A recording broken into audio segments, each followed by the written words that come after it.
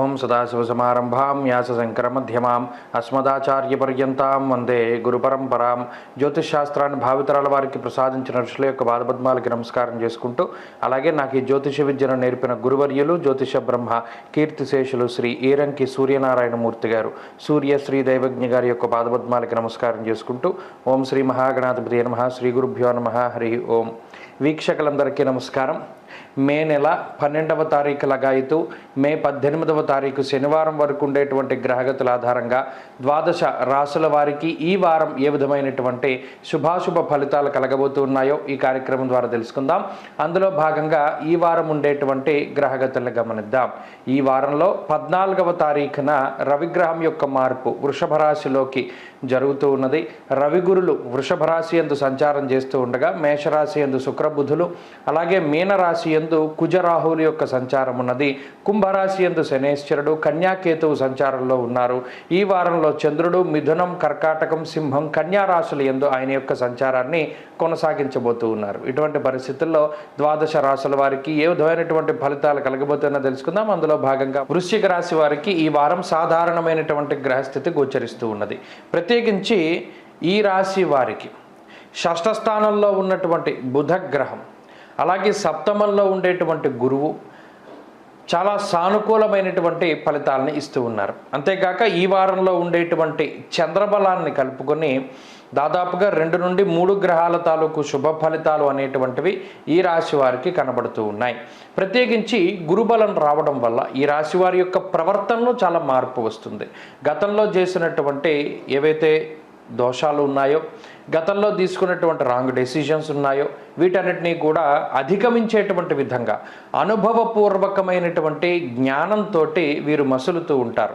అంతేకాక బుధుడు షష్ఠ స్థానంలో ఉండడం కూడా లౌకికమైనటువంటి ఆలోచన శక్తిని పెంపొందిస్తూ ఉంటుంది. ఈ వారంలో ఉన్నటువంటి పరిస్థితులు అర్ధాష్టమ శని, పంచమంలో ఉండేటువంటి కుజరాహువులు, ఈ గ్రహ సంపత్తి వల్ల కోపంతో ఏ నిర్ణయాన్ని కూడా తీసుకోకూడదు. ఇది ప్రధానంగా గుర్తుపెట్టుకోవాలి.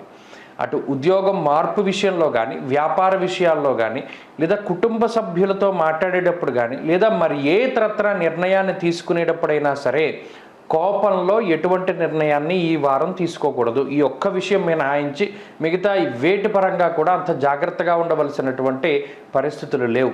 ఉద్యోగపరమైనటువంటి విషయాలు చాలా అనుకూలంగా ఉన్నాయి. అయితే ఈ వారంలో కూడా కొంత ఖర్చు కనబడుతూ ఉన్నది.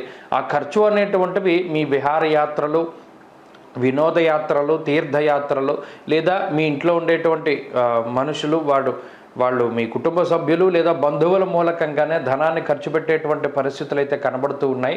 కాబట్టి ఖర్చు ఉన్నప్పటికీ అది ఆనందదాయకంగానే ఖర్చు అవుతూ ఉంటుంది. కాబట్టి ఇబ్బంది ఏం లేదు. ఇక ఉద్యోగపరమైనటువంటి విషయాలు చాలా సానుకూలంగా ఉన్నాయి. వ్యాపార పరంగా వృశ్చిక రాశి వారికి కాలం కలిసి వస్తుంది. మరీ ముఖ్యంగా భాగస్వామ్య వ్యాపారాలు కానీ, లేదా వంశపారంపర్య వ్యాపారాలు కానీ అనుకూలించడానికి అవకాశం ఉంటుంది.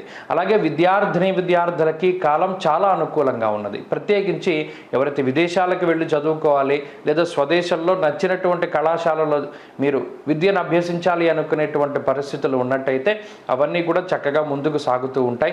స్త్రీలకు ప్రత్యేకించి ఈ గ్రహస్థితి మనోవ్యాకులతని దూరం చేస్తూ ఉంటుంది. అనగా ఏదో ఒక ఆలోచనతోటి బాధపడుతూ ఉండేటువంటి వారు, ఏదైనా ఒక ఇబ్బందితోటి బాధపడుతూ ఉండేటువంటి స్త్రీలకి కొంత ఉపశమనాన్ని ఈ వారం ఈ గ్రహస్థితి ఇస్తుంది. వృశ్చిక రాశి వారు ఈ వారంలో మరింత అనుకూలమైనటువంటి ఫలితాన్ని సాధించడానికై లక్ష్మీ నృసింహ కరావలంబ స్తోత్రాన్ని నిరంతరం పారాయణ చేస్తూ ఉండండి. లక్ష్మీ నరసింహస్వామి వారి యొక్క ఆరాధన ఎక్కువగా చేస్తూ ఉండడం చెప్పదగినటువంటి సూచన. ఈ వారంలో కలిసి వచ్చేటువంటి రోజు గురువారంగా చెప్పవచ్చును. అదృష్ట సంఖ్య 1, అదృష్ట వర్ణము లేత పసుపు రంగు. తదుపరి ధనురాశి.